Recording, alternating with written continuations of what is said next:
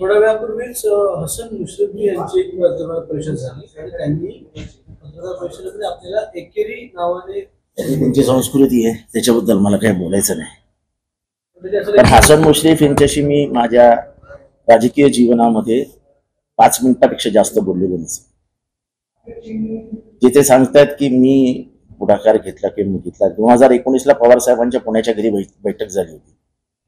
त्या बैठकीमध्ये सगळे नेते सगळे प्रमुख नेते उपस्थित होते आणि त्या बैठकीमध्ये बीजेपी बरोबर जाण्यासाठी हसन मुश्रीफांनी टोकाचा विरोध केला होता, टोकाचा. त्याच्यानंतर 2021 मध्ये जेव्हा शिंदे साहेबांची फूट पडली तेव्हा सगळे आम्ही यांच्या केबिन मध्ये जमलो, अजितदादांच्या, आणि पवार साहेबांना पत्र लिहायचं ठरलं. मी वारंवार हे महाराष्ट्राला सांगतो. अमृत नोनी आर्थो प्लस, ये एक प्रूवन फॉर्मूला है. इसमें मौजूद नोनी फल के गुण और आयुर्वेदिक जड़ी बूटियां शरीर को जरूरी पोषक तत्व देने के साथ साथ हड्डियों और जोड़ों के घिसने, उनमें होने वाले सूजन और दर्द को रोकने में मदद करता है. दर्द मुक्त जीवन के लिए अमृत नोनी आर्थो प्लस. तेव्हा त्याने सांगितलं की पवार साहेबांना आपण विनंती करूया की आपण बीजेपी बरोबर जाऊया. अजितदादा समोर होते, सगळ्यांचं पत्रक फिरलं, मी पत्रावर सही केली आणि बाहेर आल्यावरती मी जयंत पाटलांना सांगितलं की साहेब ही सही माझी मान्य नाही, मी काय हलणार नाही. आणि जयंत पाटील ही त्याच विचाराचे होते. त्यांनी ते पत्र पवार साहेबांना कधी दिलंच नाही. आजही ते पत्र जयंत पाटलांच्या खिशातच आहे.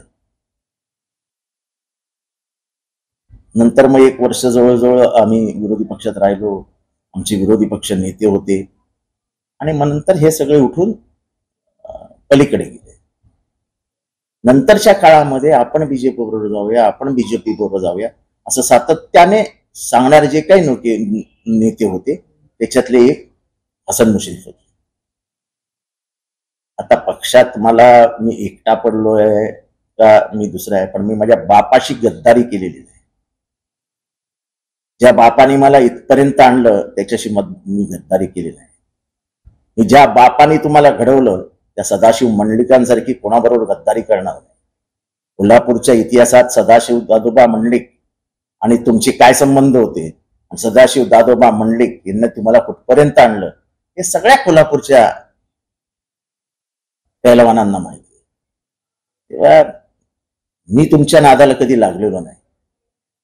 मी विनंती करतो, माझ्या तोंडाला लागू नका. तुमचं जे काय असेल बोलणं बिळणं ते ठीक आहे, ऐकून घेणारे ऐकून घेतील. मी कुणाचं ऐकण्यासाठी जन्माला आलेलो नाही. मी तुमच्या मध्ये पडत नाही तर तुम्ही माझ्या मध्ये पडत जाऊ नका. अजून मी खूप खोलात जाईल, खूप खोलात. कालच अजितदादांची एक सभा त्यांनी असं म्हटलं की अजूनही धर्मनिरपेक्षता हाच आमचा असतं ना.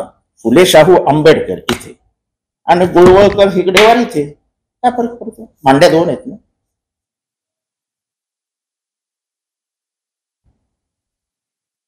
ते इथे असावं लागतं ना.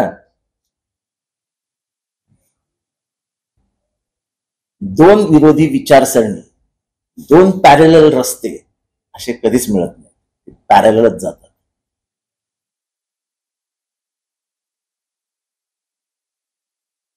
आणि ह्या देशामधला इतिहास जो 5000 वर्ष जुना आहे त्याच्यात हे 2 पॅरलल रस्ते ठरलेले आहेत.